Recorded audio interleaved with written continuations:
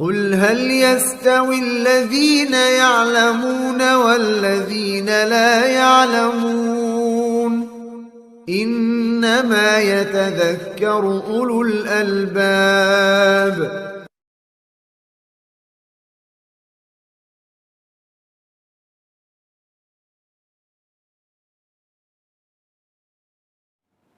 Ketika itu tibalah seluruh pasukan ini di tempat yang namanya Karbala.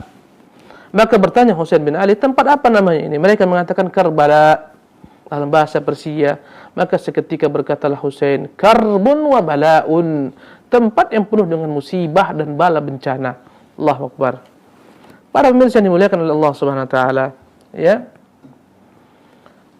Sampailah pasukan Umar bin Sa'ad bin Abi Waqqas, dan ketika itu Umar bin Sa'ad bin Abi Waqqas adalah merupakan bagian daripada pasukan Ubaidillah bin Ziyad, ya. Yang hukum asalnya dia itu diberangkatkan dengan 4 pasukan ini untuk menuju Marwah, ya. Dan dijanjikan kelak dia akan menjadi gubernur di negeri Marwah. Tapi sebelum engkau menjadi gubernur di sana, sebelum engkau berangkat ke Marwah, selesaikan urusan Husain. Subhanallah, ya. Ketika itu dikepung oleh 5.000 pasukan, ya. Husain ketika itu melihat enggak ada jalan lain, ya. Berkata ketika itu Umar bin Sa'ad, wahai Husain, aku sarankan kepada engkau pilih satu daripada 3 hal, ya. Apa kata dia? Apa kata Umar bin Sa'ad? Wahai Husain, berangkatlah bersamaku ke Irak, kita akan berjumpa dengan Ubaidillah bin Ziyad. Ya. Maka berkata Husain kepada Sa'ad, yakni Umar bin Sa'ad, aku akan berikan kepadamu satu daripada 3 pilihan, ya. Kau pilih yang mana kau mau. Maka berkata ketika itu Umar bin Sa'ad, silahkan, apa pilihanmu? Dia katakan, pertama, tinggalkan kami akan kembali ke kota Makkah. 1, ya. Atau yang kedua, jika tidak kau biarkan kami kembali ke Makkah, biarkan kami, aku dan seluruh pasukanku ini akan pergi kemanapun tempat wilayah kaum muslimin di sana ada jihad. Aku akan bersama mujahidin di sana, berjihad bersama kaum muslimin di Thughur, perbatasan wilayah kaum muslimin. Ini pilihan yang kedua. Atau pilihan yang ketiga, biarkan aku pergi ke Syam. Aku akan menjumpai Yazid bin Muawiyah, aku akan membayarnya di sana. Ya, subhanallah. Maka berkata Umar bin Sa'ad, apa yang kau katakan itu baik. Kirimlah surat kepada Yazid bin Muawiyah. Aku akan mengirim apa yang kau pilih ini kepada gubernur di Kufah, Ubaidillah bin Ziyad. Maka dia buat surat dan dikirimkanlah ke gubernur Kufah. Adapun Husain, dia enggak mengirim ke Yazid apapun juga. Sesampainya surat ini di Kufah, berkatalah Ubaidillah bin Ziyad, boleh. Husain itu boleh memilih manapun yang dia mau. Dia boleh pergi kemanapun bersama rombongan kaum mujahidin di wilayah-wilayah perbatasan wilayah kaum muslimin. Dia boleh pergi kepada Yazid, dia boleh kembali ke Makkah. Itu di awal daripada statement yang diambil oleh Ubaidillah bin Ziyad. Subhanallah. Tetapi para pemirsa yang dimuliakan oleh Allah Subhanahu wa taala, ada di sana seorang, naudzubillah min dzalik, orang yang tercela, penjilat, namanya Shimr bin Diljushun, ya. Shimr ini berkata kepada Ubaidillah bin Ziyad, wahai Ubaidillah bin Ziyad, wahai gubernur kami, engkau ini gubernur, mengapa kau terima apa-apa yang diinginkan oleh Husain? Katakan kepadanya, enggak ada pilihan, engkau datang kemari ke Kufah. Sampai engkau tiba di Kufah sini, baru aku yang berhak menentukan kemana engkau harus pergi. Maka seketika naiklah ego Ubaidillah bin Ziyad atas hasutan ya, Shimr ini, ya. Subhanallah, ya. Maka dia berkata kepada utusannya, sampaikan kepada Husain, saya tidak mau menerima apapun yang dia sarankan, melainkan dia harus datang kepada saya di negeri Kufah ini dan saya akan menentukan apa yang harus saya lakukan terhadap dirinya. Subhanallah. Sampailah utusan kepada Husain, ya. Maka ketika itu Husain marah, dia katakan, wallahi tidak, saya tidak akan pernah pergi mau tunduk kepada Ubaidillah bin Ziyad. Subhanallah, apapun yang terjadi. La haula wala quwwata illa billah. Para pemirsa yang dimuliakan oleh Allah Subhanahu wa taala, ya. Adapun jumlah pasukan Husain ketika itu hanya sekitar 72 orang saja yang berkuda, ya. Adapun tentara dari Kufah jumlah mereka semuanya 1000 tambah 4000. 1000 Al-Hur bin Yazid pemimpinnya, kemudian ditambah oleh Umar bin Sa'ad bin Abi Waqqas 4000, jadi 5000 melawan 72 orang saja. Subhanallah. Akhirnya ketika Husain mengatakan tidak, saya tidak akan pernah mau berangkat kepada Abu Ubaidillah bin Ziyad, saya tidak mau. Akhirnya ya, kedua pasukan tersebut berkumpul. Berkata Husain kepada pasukan yakni Ibnu Ziyad, "Raji'u anfusakum, wahai para pasukan, kalian lihatlah diri kalian kembali. Ya, ulang pikir kembali.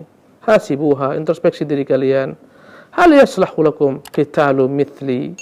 Apakah layak akan membunuh orang sepertiku? Wa ana ibnu binti Rasulillah, wa ana ibnu binti nabiyikum. Aku ini anak putra dari yakni putri Rasul kalian yang mulia sallallahu alaihi wasallam. Wa laysa ala wajhil ardi ibnu binti nabiyyin.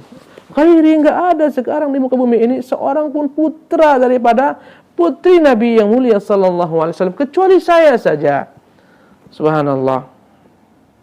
Sementara kan mengingat suatu ketika Rasulullah pernah berkata kepadaku dan kepada saudaraku Hasan, "Hadzani sayyida syababi ahli jannah." Kedua anakku ini, cucuku ini merupakan pemimpin pemuda-pemuda di surga. Ketika itu dia disarankan mereka untuk meninggalkan Ubaidillah bin Ziyad, bergabung bersamanya. Maka ketika itu bergabunglah dengan Husain 30 orang daripada pasukan ya yang dibawa Al-Hur bin Yazid. Al-Hur bin Yazid ketika itu membangkang, dia pindah bersama Husain. Subhanallah. Jadi bertambahlah jumlah pasukan tersebut menjadi 100-an orang. Allahu Akbar. Maka ketika itu mereka bertanya, ketika itu Umar bin Sa'ad bin Abi Waqqas bertanya kepada Al-Hur bin Yazid, "Wahai Al-Hur bin Yazid, engkau ditugaskan itu untuk menghalangi Husain dari Ubaidillah bin Ziyad. Sekarang mengapa engkau bergabung bersamanya?" Allahu Akbar. Apa kata Al-Hur bin Yazid At-Tamimi rahimahullah, ya, aku dipilihkan, aku disuruh milih antara dunia dengan akhirat. Demi Allah, aku akan pilih akhirat daripada dunia. Subhanallah. Maka dia bergabung bersama Husain, ya, bin Abi Thalib radhiyallahu tabaraka ta'ala anhu. Subhanallah. Aku tidak akan pernah memilih neraka, aku akan tetap memilih surga, akan memilih akhirat walaupun aku itu dicincang-cincang. Karena Husain mengatakan, aku ini pemuda ahli surga. Ya, subhanallah. Maka salatlah ketika itu mereka salat zuhur, salat asar. Hari itu hari Kamis, ya. Ketika itu seluruhnya salat dan Al-Husain sebagai imam. Semuanya. Baik pasukan yakni Umar bin Sa'ad maupun pasukan yakni Al-Hur bin Yazid, semuanya salat bersama Husain sebagai imam. Padahal berkata Husain ketika itu, "Kan enggak rela, silakan angkat imam kalian." Mereka mengatakan, "Tidak, kami rela engkau sebagai imam kami." Dalam salat, subhanallah. Mereka pun salat. Ketika mereka salat zuhur, mereka salat asar, ya, bersama Husain. Tatkala maghrib telah mendekat, subhanallah, ya, maka mereka ketika itu datang dengan kuda-kuda mereka menemui Husain, subhanallah. Ketika itu Husain sedang berdiam dengan pedangnya dia siap. Tatkala mereka datang, ya, ketika itu dia tidur sebelumnya sebentar, dia berkata kepada mereka, "Apa yang kalian inginkan?" Ya. Akhirnya mereka mengatakan, "Kami ingin memerangi dirimu." Berkata Husain kepada utusannya, "Bilang ke mereka supaya mereka itu ya bersabar. Berikan satu malam ini waktu untuk saya berpikir." Subhanallah. Ya. Akhirnya mereka izinkan. Malam itu Husain bin Ali bin Abi Thalib salat. Subhanallah, salat perpisahan. Dia beristighfar, mohon ampunan kepada Allah Subhanahu wa taala, berdoa kepada Allah Subhanahu wa taala, ya. Maka ikhwati rahimakumullah, para pendengar dan para pemirsa dimuliakan Allah Subhanahu wa taala, datanglah waktu pagi. Ketika itu Husain tetap mengatakan dia tidak pernah mau tunduk mengikuti keinginan Ubaidillah bin Ziyad. Terjadilah peperangan dahsyat, subhanallah. 5.000 pasukan melawan 100 orang saja. Dalam tempo yang begitu singkat habis punah mereka semua. Ketika zuhur datang tinggal Husain bin Ali sendiri. Enggak ada mereka yang berani mendekati Husain bin Ali. Mereka semua khawatir, mereka takut ini cucu Rasulullah sallallahu alaihi wasallam. Allahu akbar. Mereka menunggu, subhanallah. Ya. Para pemirsa dimuliakan oleh Allah Subhanahu wa taala. Tatkala hari telah mulai petang, ketika mereka terus menunggu Husain sendiri, mereka ada yang berani mulai. Maka berteriaklah orang celaka ini, ya, subhanallah. Shimr bin Dhil Jushan ini berteriak dengan sekuat-kuatnya. Dia mengatakan kepada mereka, "Waihakum thakilatkum ummahatukum ahitu bihi." Kalian celaka semua. Sekarang kalian datang kepung dia. Waqtuluhu, bunuh dia. Maka seketika mereka berbondong-bondong mengepung Husain bin Ali, subhanallah. Bayangkan bagaimana ribuan orang melawan satu orang. Ketika itu Husain berperang bagikan seorang singa, bagikan singa yang yakni terluka, dan dia berhasil membunuh banyak di antara mereka. Namun wallahi, yang namanya banyak tidak akan dapat dikalahkan dengan satu orang. Subhanallah. Allahu akbar. Ya. Ketika itu ada yang bernama Sinan bin Anas. Dia yang membunuh Husain. Na'udzubillah min dzalik. Sinan bin Anas ini membunuh Husain. Setelah Husain dibunuh, ketika itu dia penggal kepalanya. Nas'alullah as-salamah wal-afiyah. La haula wala quwwata illa billah. Ya. Dan ada yang mengatakan yang membunuhnya adalah Syamr bin Dhil Jushan. Subhanallah. Shimr yang membunuhnya. Antara keduanya. Ini orang-orang celaka. La haula wala quwwata illa billah. Terbunuhlah Husain dalam keadaan terzalimi dan dibawalah kepalanya, ikhwati rahimakumullah, kepada Ubaidillah bin Ziyad di Kufah. Kepala Husain cucu Rasulullah dibawa ke Kufah. Ketika sampai di Kufah, subhanallah. Ya. Sampailah kepala tersebut. Apa Ubaidillah lakukan? Ubaidillah bin Ziyad lakukan. Dia ambil ketika itu sejenis kayu pendek, kemudian dia cucuk-cucuk, subhanallah, mulut Husain. Di sana ada sahabat Rasulullah sallallahu alaihi wasallam. Ya. Anas bin Malik, dia melihat, dia ingkar, dia katakan, demi Allah, sungguh mulut tersebut adalah mulut yang pernah Rasulullah sallallahu alaihi wasallam, ya.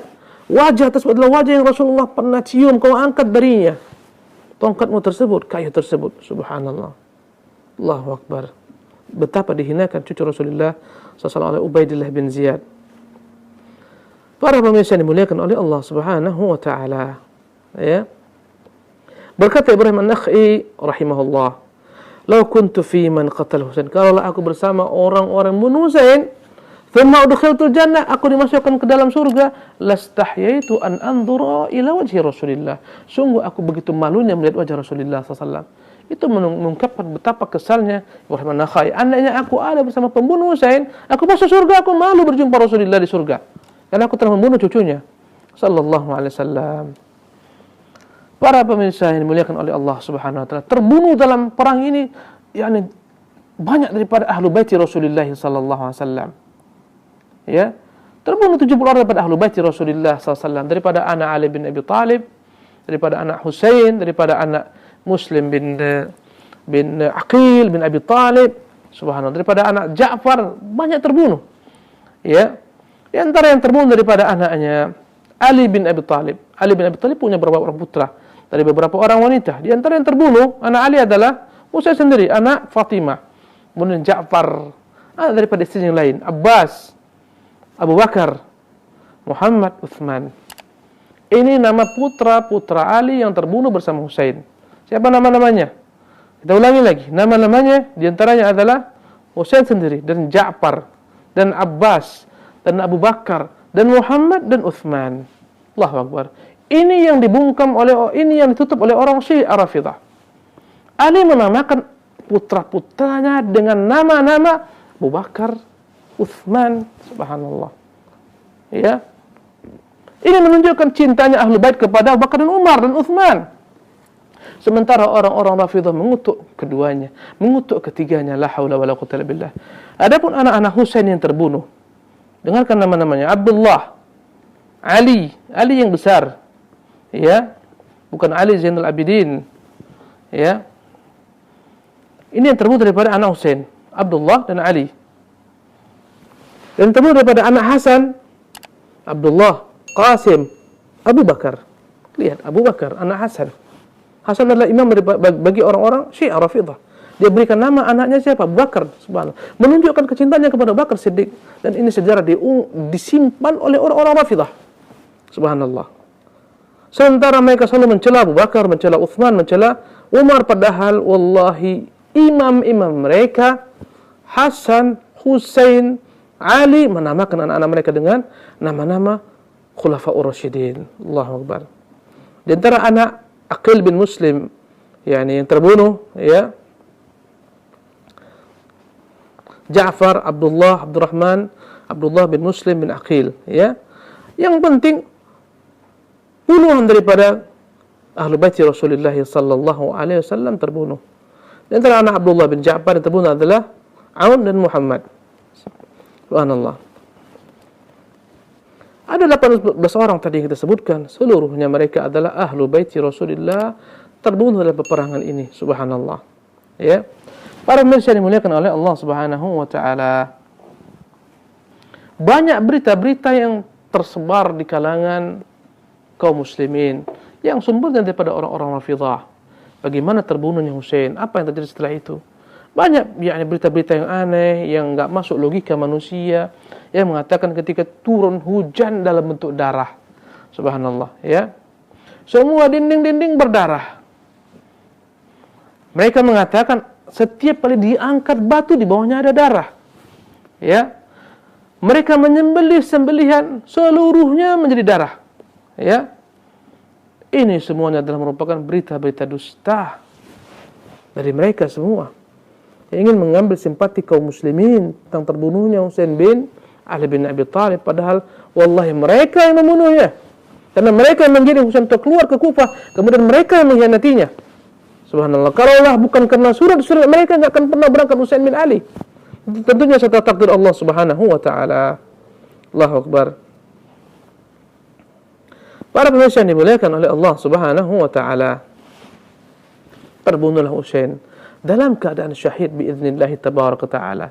Yang memerintahkan kemudian adalah Ubaidillah bin Ziyad, dia yang bertanggung jawab dalam hal ini. Kemudian yang langsung membunuhnya sebagaimana disebut Iyas bin Anas, Shimr, ini orang-orang yang celaka. Subhanallah. Mereka membunuh Husain bin Ali. Allahu Akbar. Ya. Tahukah Anda apa terjadi? Ya, setelah peristiwa ini terjadi pada tahun 61 Hijriah. Pada tahun 65 Hijriah, maka ketika itu semua yang membunuh Husain terbunuh. Mati terbunuh mengenaskan. Subhanallah. Allah balaskan mereka. Ya. Dibunuhlah ketika itu Ubaidillah bin Ziyad ini oleh Al-Mukhtar bin Abi Ubaid. Dia perintahkan untuk membunuh Ubaidillah bin Ziyad. Subhanallah. Sebagai bentuk pembalasan bagi apa yang mereka lakukan. Ubaidillah bin Ziyad ini adalah pendukung Husain. Dia termasuk orang-orang yang mendukung Husain, yang mengajak Husain untuk datang Kufah. Akhirnya mereka semua yang meninggalkan Husain sehingga terbunuh menyesal. Mereka buat gerakan bawah tanah, mereka buat angkatan senjata, mereka namakan pasukan mereka dengan nama pasukan At-Tawabin. Pasukan orang-orang yang taubat. Artinya mereka merasa bersalah. Mereka telah meninggalkan Husain sehingga akhirnya terbunuh. Subhanallah. Bahkan mereka pergi ke tepian danau, ke tepian air. Sebagian mereka bahkan saling bunuh diri satu sama lain. Sebagai tanda menyesalnya mereka telah membiarkan Husain bin Ali. Sebagian mereka menampar wajah mereka, melukai tubuh mereka sebagai tanda penyesalan. Dan demi Allah itulah yang mereka lakukan. Sampai sekarang keturunan mereka lah yang setiap saat mengenang kematian Husain pada hari Karbala, mereka pukuli tubuh mereka sendiri. Karena mereka, nenek moyang mereka, berkhianat kepada Husain bin Ali bin Abi Thalib. Anda melihat 10 Muharram, hari Karbala, bagaimana orang-orang Syiah Rafidah memukuli tubuh mereka. Ya. Mereka cambuk, bahkan mereka lukai, mereka buat tubuh mereka berdarah-darah. Subhanallah. Sebagai tanda bela suka atas terbunuhnya Husain. Kenapa? Karena nenek moyang mereka yang mengkhianati Husain. Mereka yang menggiring agar Husain berangkat ke negeri Kufah. Subhanallah. Para pemirsa yang dimuliakan oleh Allah Subhanahu wa taala. Sekarang kita akan bahas tentang Husain. Apa yang dilakukan oleh Husain? Bagaimana pendapat kaum muslimin? Sebagian mengatakan Husain itu salah. Husain itu memberontak. Husain itu membangkang kepada pemerintahan yang sah. Ya, kita katakan tidak benar. Husain enggak pernah mengatakan diri sebagai khalifah. Subhanallah. Dan Husain baru keluar akan menuju Kufah. Bukankah Anda tadi mendengarkan apa dialog Husain dengan Umar? Dia mengatakan, sekarang saya izinkan kembali ke belakang.